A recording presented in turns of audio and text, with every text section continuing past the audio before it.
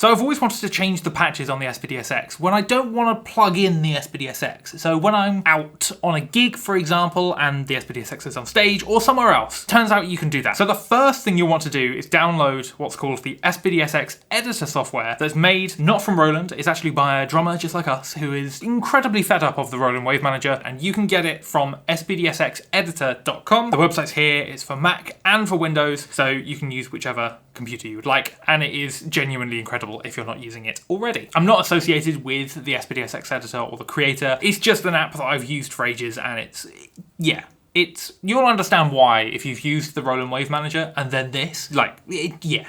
Now, ironically, the next step is actually plugging in the SPD-SX, and that's purely so we can get a backup of it to then edit offline. So what we want to do is head into Menu, Setup, down to Option, and then USB mode. Change that from Audio/MIDI to Wave Manager. Once you've done that, you can hit Kit, and then you want to grab a USB-B cable, also known as the printer cable, and plug that into your computer, laptop, whichever you're using. What will then happen is that the SPD-SX will pop up as a hard drive. You want to click in here, and you'll see some folders. You'll see Roland, SPD-SX, and then these 4 folders here, and these are the important things because that's what the SPD-SX reads to see all of the kits you've created, the sounds you have. This is where it's all stored. So what we're going to do is we're going to copy the original Roland folder onto our computer, onto a hard drive, wherever you want to save it, and that's what we're going to edit from, essentially. So copy the Roland folder wherever you'd like to put it, and then once it's copied, just eject the SPD-SX and unplug it. And for now, we can put the SPD-SX to the side because we won't need it until later. So once it's copied, you want to open up the SPD-SX Editor software and use the open button found in the bottom here, and now we want to navigate to that folder that we've just created. So for me, I've got a little folder with all the backups of my kit, so I'm just going to click into Harry Kit because that's what I've just named it, and then click on Roland and open. What that'll do is it'll load up everything, and as we can see, all of our stuff is here. So on the right hand side is all of our kits, to the left of that are all of our samples, you've got the SPD-SX in the middle, and then on the far left you've got all of the settings like pad links, dynamics, all of the really handy stuff that the Roland Wave Manager does not have. And then from here we can just